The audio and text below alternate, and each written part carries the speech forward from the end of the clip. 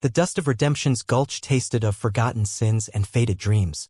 It was a fine, gritty powder that settled on everything, coating the warped wooden planks of the saloon, the sun-bleached bones of some long-dead longhorn, and the soul of Silas Sill Kane. Sill sat at a corner table, the brim of his hat pulled low, casting his face in a perpetual twilight. The wanted poster that had dogged him across 3 territories was folded into a neat, worn square in his breast pocket, a constant, crinkling reminder of the man he was supposed to be, a thief, a rogue, a ghost with a price on his head. He wasn't that man anymore. Not really. The fire that had once driven him to crack safes and outrun posses had dwindled to embers, leaving behind a profound weariness. He was tired of the chase, tired of the lonely campfires, tired of the face that stared back at him from dusty mirror, the face of a stranger. He nursed a glass of whiskey that was more water than spirit, its burn a dull echo of the infernos he used to court. The saloon was quiet, the air thick with the lazy buzzing of flies and the distant, melancholic sigh of a harmonica. It was a soothing kind of silence, the kind that preceded either a peaceful sunset or a sudden storm. The saloon doors creaked open, spilling a blade of harsh afternoon light across the floorboards. An old man stumbled in, a figure stitched together from rags and dust. He was a prospector, clearly with a wild, sun-scorched beard and eyes that held the frantic, hollow look of someone who had stared into the sun for too long. He coughed, a dry, rattling sound that seemed to shake his very bones, and a fine spray of shimmering dust, like ground mica, misted the air around him. He staggered towards the bar, leaning heavily on it for support. Water, he rasped, his voice a dry crackle. And a listener. The bartender, a burly man named Jeb with arms like oak boughs, slid a glass of water across the counter. Water's free. Listening costs a coin. The old man fumbled in his pouch, but his hands trembled too violently. He collapsed onto a stool, his breathing shallow. His gaze swept the room, vacant and desperate, until it landed on Sill. Something flickered in those frantic eyes, a spark of recognition, or perhaps just a final, grasping hope. He pushed himself off the stool and shuffled towards Sill's table. "You," the prospector wheezed, pointing a trembling finger. "You have the look of a man who knows the weight of the horizon." Sill didn't move. He'd learned long ago that engaging with desperate men often led to trouble. "I'm just a man having a drink, old-timer. Best you move along." No, wait," the man insisted, slumping into the chair opposite Sill. He leaned forward, his voice dropping to a conspiratorial whisper that carried the scent of dry earth and ozone. "They call me Coyote, Jed, because I've heard things. Things the desert only whispers to the mad and the dying. And I am both." He coughed again, this time a deeper, more violent spasm. When he pulled his hand away from his mouth, it wasn't blood that stained his palm, but the same shimmering, golden dust. Sill's eyes narrowed. This was no ordinary trail dust. "I found it," Jed whispered, his eyes wide. "The beginning of the trail. The map to the heart of the mesa." Sill snorted, a humorless puff of air. "The heart of the mesa. A bedtime story for greenhorns. A giant ruby. A diamond as big as a buffalo skull. I've heard a dozen versions. It's a myth, old man.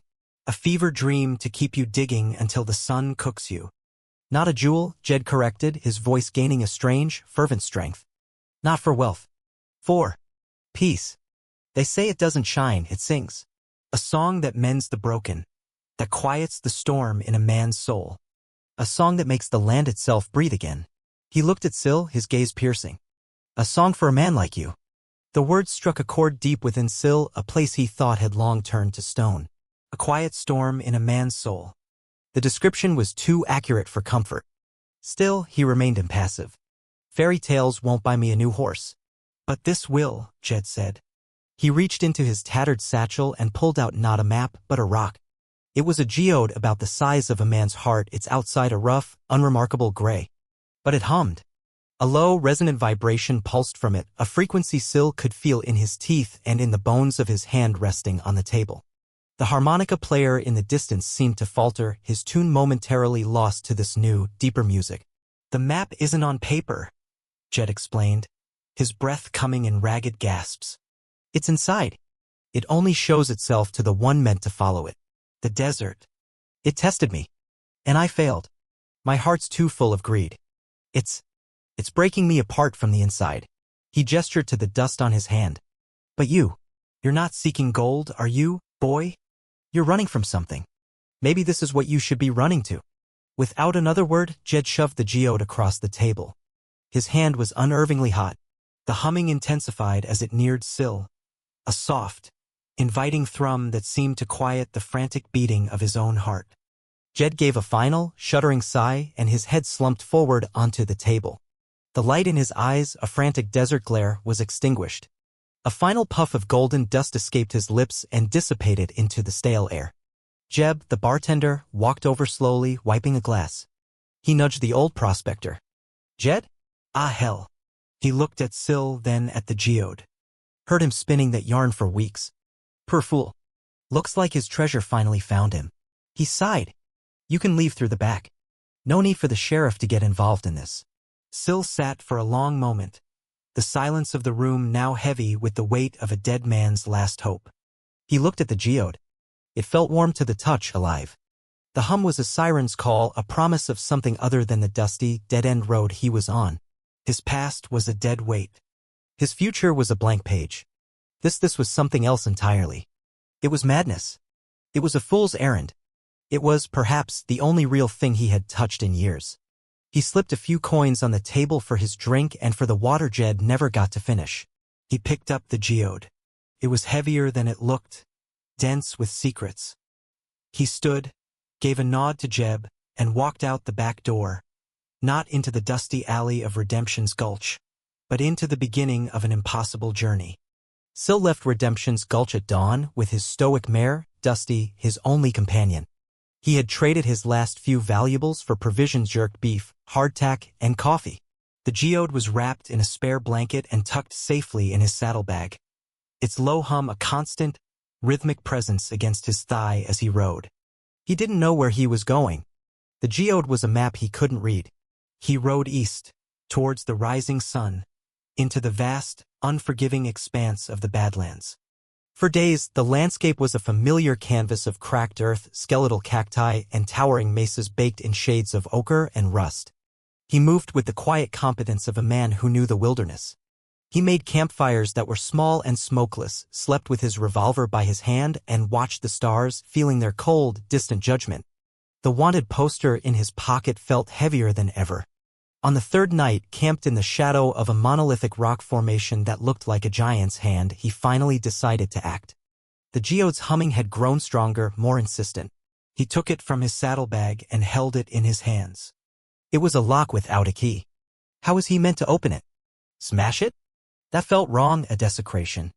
He recalled Coyote Jed's words, it only shows itself to the one meant to follow it. He closed his eyes, forcing himself to push away the cynicism that had been his shield for so long. He thought of Jed's desperation, of the promise of a song that could mend the broken. He wasn't a good man, he knew that. He had taken what wasn't his, had lived a life of selfish survival. But deep down, beneath the layers of grit and guilt, there was a flicker of the boy he used to be, a boy who believed in stories, who saw magic in the flight of a hawk and heard music in the wind. He focused on that feeling, on the weariness of his soul and the desperate, unspoken yearning for peace. He ran his thumb over the rough surface of the geode, not with force, but with a kind of gentle inquiry. He wasn't trying to break it open, he was asking it to reveal itself. A thin crack of light, brighter than a lightning strike, split the geode's surface. With a soft, resonant chime, the rock fell open in his hands into two perfect halves. Syl stared, his breath catching in his throat. It wasn't hollow. The inside was a dizzying, three-dimensional latticework of crystalline structures like a star cape captured in quartz. Tiny veins of what looked like liquid gold pulsed with a soft, internal light connecting shimmering nodes of amethyst, sapphire, and emerald. It wasn't a map of the land. It was a map of the sky, but a sky he had never seen. The constellations were alien, beautiful, and as he shifted the geode halves, the perspective of the star chart changed, as if he were flying through them. The humming now resolved into a clear, multi-layered melody, a celestial harmony that vibrated in the air around him. He looked up at the real night sky, then back down at the crystal map. One of the alien constellations on the map was glowing brighter than the others, pulsing in time with his own heartbeat. He scanned the heavens and found a pattern of 7 stars, faint but distinct, hanging low on the eastern horizon. The path wasn't on the ground. It was in the stars. His journey changed. He began to travel by night, guided by the glowing constellation in his crystal map. During the day he rested, finding shelter from the oppressive sun. The land itself began to transform, slowly shedding its mundane skin. The canyons grew deeper, their walls streaked not with minerals, but with veins of soft, phosphorescent light that pulsed gently in the dark. He entered a region the locals called the Whispering Canyons. Here, the wind was never silent. It carried fragments of melodies, snippets of conversations in a language he didn't understand, and the faint, ghostly sound of laughter. At first, it was unnerving. The whispers seemed to mock him, to dredge up memories he had long suppressed: the disappointed face of his father, the sharp crack of a bank guard's rifle, the cold emptiness of a jail cell. The outlaw in him wanted to block it out, to ride faster and escape the noise. But he couldn't. The sounds were everywhere. Slowly, he learned to listen differently. He realized the whispers weren't malicious. They were simply echoes, the memories of the land itself. He heard the murmur of ancient rivers that had long since run dry, the lullabies of mothers from forgotten tribes, the love poems of cowboys to stars they had named after their sweethearts. It was a soothing, constant chorus of life, and it made his own lonely existence feel less isolated. He was a part of this endless story, just a single, quiet note in a grand, sweeping symphony. One evening, while watering Dusty at a small, spring-fed pool, he noticed a flutter of movement nearby. It was a moth, but like no moth he had ever seen. Its wings, as large as his hand, were not made of membrane but of what looked like spun glass, catching the twilight and fracturing it into 1,000 tiny rainbows. It was a glimmerwing. He'd heard tales of them, creatures of myth. As it flew, it shed a fine, silvery dust that sparkled in the air. He had a long, shallow cut on his forearm from a thorny bush he'd pushed through earlier. As the moth circled curiously around him, some of its dust settled onto the wound. He felt a soft, cool, tingling sensation. He watched, mesmerized, as the edges of the cut seemed to soften, to knit themselves together. Within a minute, the angry red line was gone, replaced by a faint, silvery sheen that faded into his skin, leaving no scar behind. Magic was real. The land was alive. The treasure might be real too. For the first time in a decade, a genuine, unforced smile touched Syl's lips. He didn't feel like an outlaw hiding from the world. He felt like an explorer, a pilgrim. His journey continued, guided by the stars in his hand and the growing song in the air. He crossed the Sunstone Flats, a vast plain where the ground was paved not with dirt but with smooth, flat stones that absorbed sunlight during the day and released it at night. At dusk, the entire landscape would begin to glow with a soft, warm, internal luminescence, turning the plains into a sea of gentle, golden light. He had to navigate by the patterns of the glowing stones which mirrored the constellations above.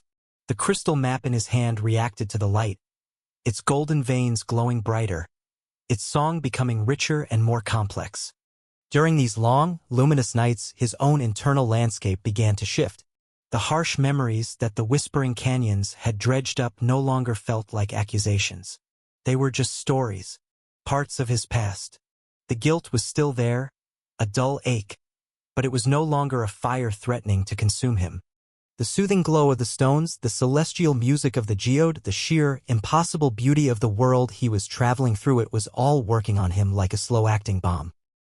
He found himself humming along with the geode, his voice rough and unused to melody, but finding a strange comfort in the vibration in his own chest. He talked to Dusty more, not just giving commands, but telling her about his day, about the strange things he'd seen. The mare would flick her ears, her steady presence a comforting anchor in this increasingly surreal world. He was shedding the skin of Silas the outlaw, and he wasn't sure who was underneath, but he was no longer afraid to find out. After weeks of travel, the stellar map indicated he was approaching a significant location. A central, larger node on the crystal chart was pulsing with a steady, intense light. The land began to rise, the glowing flats giving way to rolling hills covered in silvery grass that chimed softly in the breeze.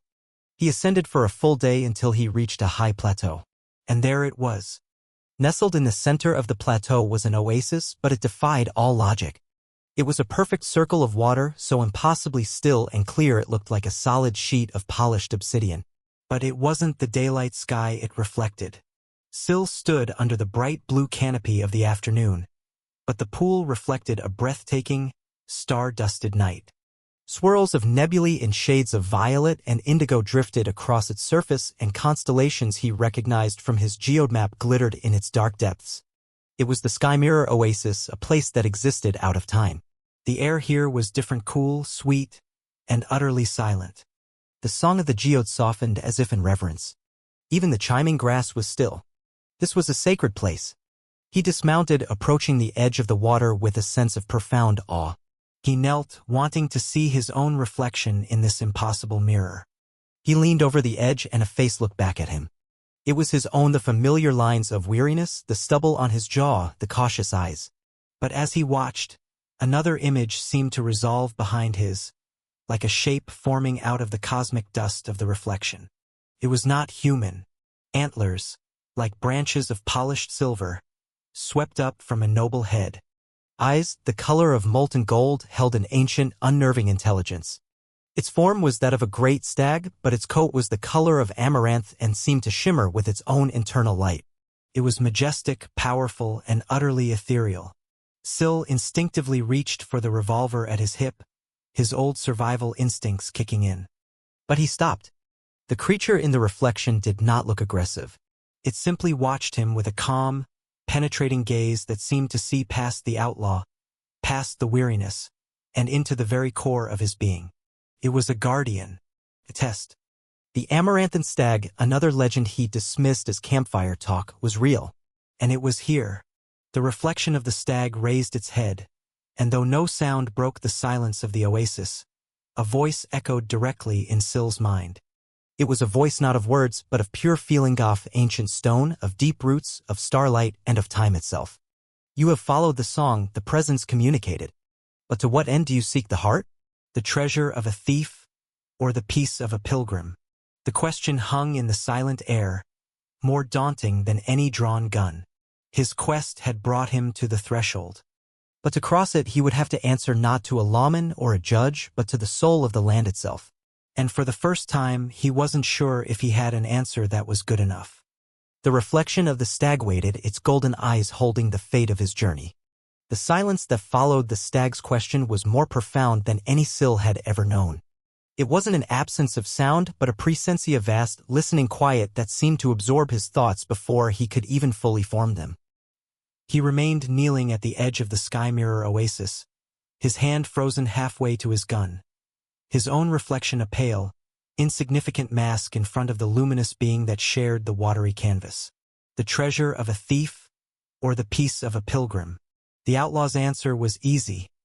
Take what you can, survive. But Syl was no longer just an outlaw. The journey had changed him. The whispers in the canyon, the healing dust of the glimmerwing, the soft glow of the sunstainesty had sanded down his sharp, cynical edges. He looked at his reflection, at the weary lines etched around his eyes. What did he truly want? I don't know, he said, his voice quiet but clear in the still air. He wasn't speaking to the reflection, but to the presence he felt all around him. He lowered his hand from his gun, resting it on his knee in a gesture of surrender. When I started, I thought, maybe there was something at the end of this trail I could sell. Something to buy a new life with. A clean slate. He shook his head, a slow, tired motion. But the man who wanted that, I don't think he's the one who made it this far. The stag's golden eyes in the reflection seemed to soften. The voice, the feeling returned to his mind. A clean slate is not bought. It is earned. The heart does not grant wishes like a genie in a bottle. It amplifies what is already there. In a heart full of greed, it would sow seeds of destruction. In a heart full of bitterness, it would poison the land. And in a heart full of sorrow, the vision in the pool shifted. Syl no longer saw himself or the stag. He saw the oasis, but it was dying. The water was murky and gray, the reflected stars dim and clouded. The silvery, chiming grass on the surrounding hills was brown and brittle, and the air was thick with a palpable sense of grief. The image was so vivid, so full of despair, that an ache bloomed in Syl's own chest. The heart cannot mend what is not willing to heal, the presence communicated. It would drown in sorrow. Your past is a heavy stone, Silas Kane. You carry it like a shield, but it is an anchor. To prove your worthiness, you must first learn to set it down. How? Syl asked, the word a raw plea. How do you set down the things you've done? The reflection shifted again, returning to the image of the stag. Not by forgetting, but by creating something new. Look around you. The song of this place is faint. A shadow has fallen over the grove of echoes and the trees have lost their voice. Their sorrow bleeds into the oasis. Heal the grove and you will begin to heal yourself. Make the trees sing again. That is your trial. The stag's image dissolved, leaving only the stardusted water and Syl's own lonely reflection. The profound presence receded, leaving behind only the cool, sweet air of the oasis and a clear, daunting purpose. Syl stood and turned away from the pool. A short distance from the water's edge stood a cluster of ancient, gnarled trees. They were unlike any he had ever seen. Their bark was smooth and pale, like polished bone, and their branches twisted towards the sky like supplicating arms. This was the Grove of Echoes. From a distance, they looked beautiful, but as he drew closer, he could see the sickness. The leaves, which should have been a vibrant silver, were tinged with a rusty brown and hung limp on the branches. A palpable silence emanated from them, a stark contrast to the vibrant whispers he'd grown accustomed to. They were mourning. For the next few days, Syl became a tender rather than a traveler. He made his camp near the grove, his small fire a respectful distance away. He spent hours simply observing the trees, trying to understand the nature of their ailment. He was a man of action, used to solving problems with a rope, a horse, or a gun. This was different. This required a gentleness he was unaccustomed to. He remembered the glimmerwing moth. Its dust had healed his own flesh. Could it heal the trees? The thought sparked a new kind of hunt. He wasn't tracking game for food, but searching for a source of magic. He left the immediate vicinity of the oasis, riding Dusty through the hills of chiming grass, his eyes scanning for the telltale shimmer of spun-glass wings. He found them at twilight on the second day of searching, a whole swarm of them fluttering around a patch of strange, moon-pale flowers.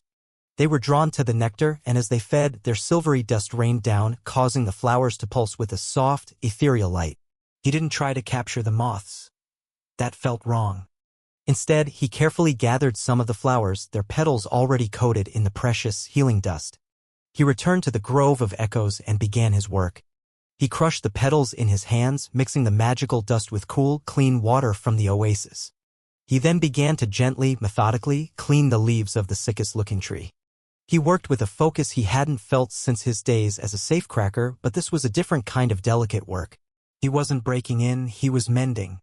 As he worked, his mind, no longer occupied with the anxieties of the trail, began to drift.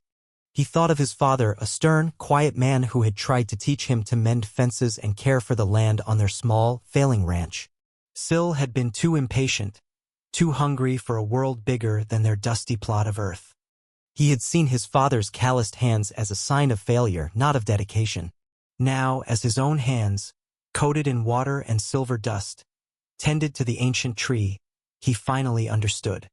There was a quiet dignity in nurturing things. Days bled into a week. He developed a rhythm. Each morning, he would check on the trees. Each day, he would search for more moon-pale flowers, more glimmerwing dust. Each afternoon, he would gently minister to the grove, tree by tree, branch by branch, leaf by leaf. He spoke to them, his voice low and soothing, telling them stories from the whispering canyons, humming the melodies from his crystal geode. He was giving them the life and the song that the world had given him. He forgot about the wanted poster. He forgot about the price on his head. His world shrank to the small, sacred space, the still water, the silent trees, and his quiet, repetitive, healing work. He felt the tension in his shoulders, a knot he'd carried for years, begin to dissolve. He slept more soundly than he had since he was a boy, dreamlessly, under the watchful, reflected stars of the oasis. One afternoon, as he was cleaning the last branch of the final tree, he felt a subtle vibration against his palm. It wasn't his own pulse, it was coming from the tree itself. He pulled his hand back and watched, his heart pounding. A single leaf, where his hand had just been, began to shed its rusty brown tinge. A healthy, vibrant silver spread from its stem to its tip, and it shimmered, catching the light. Then, a sound. A single, pure note like a struck crystal bell chimed from the leaf. It was a sound of such profound and gentle beauty that it brought tears to his eyes. Another leaf began to glow, and another note joined the first, creating a simple harmony. A chain reaction spread through the tree and then to the next and the next. A cascade of light and sound washed over the grove. The rusty brown receded like a tide, replaced by a forest of shimmering silver. And the song. The song was magnificent. It wasn't just a single melody, but thousands of individual notes, each leaf chiming with its own unique voice, creating a complex, evolving symphony that was both joyful and deeply peaceful. The Grove of Echoes was singing again.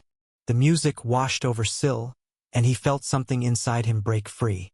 The stone of his past, the anchor of his guilt, didn't shatter.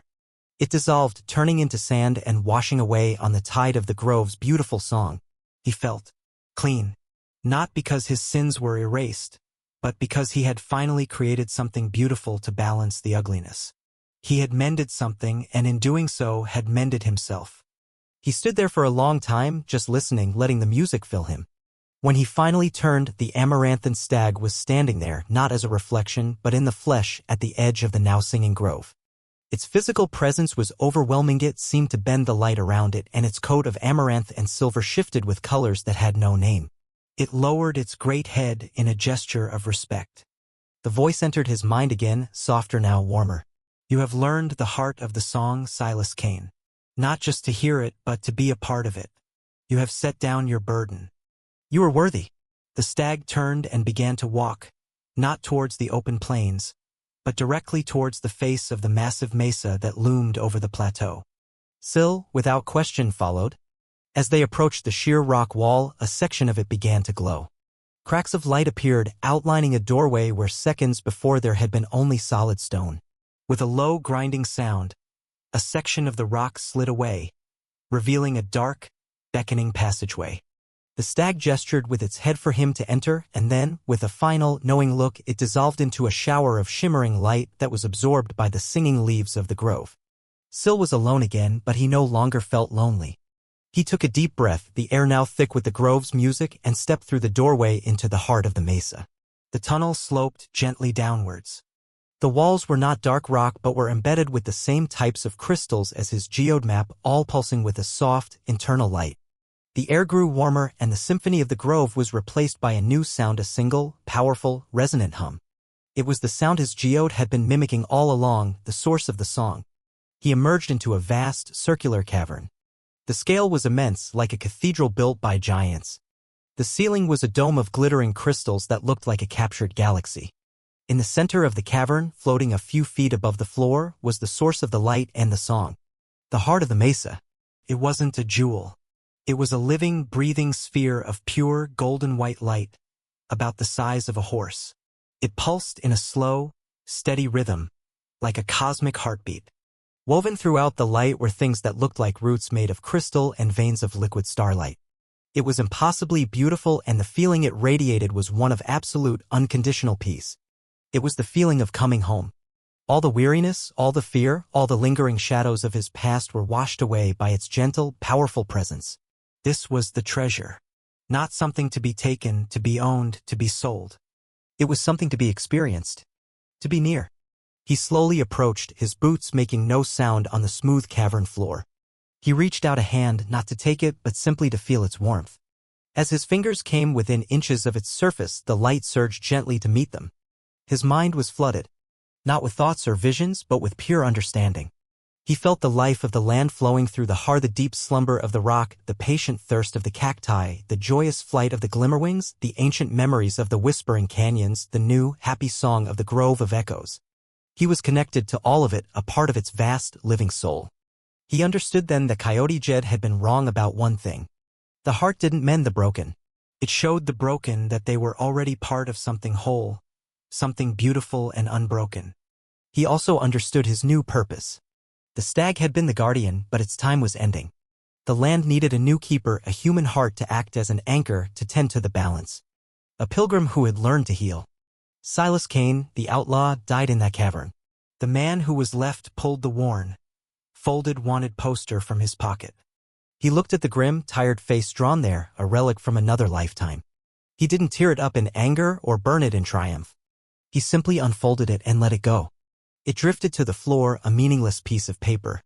He sat down on the cavern floor, leaning his back against a smooth, warm crystal pillar. He closed his eyes and listened to the heart's song. It was the song of peace, the song of belonging, the song of home. He had no desire to leave. This was his treasure. This was his new life. He was no longer running. He was finally still. He was the keeper of the song, and a quiet, genuine smile graced his lips. A smile of a man who had finally, truly, found his peace.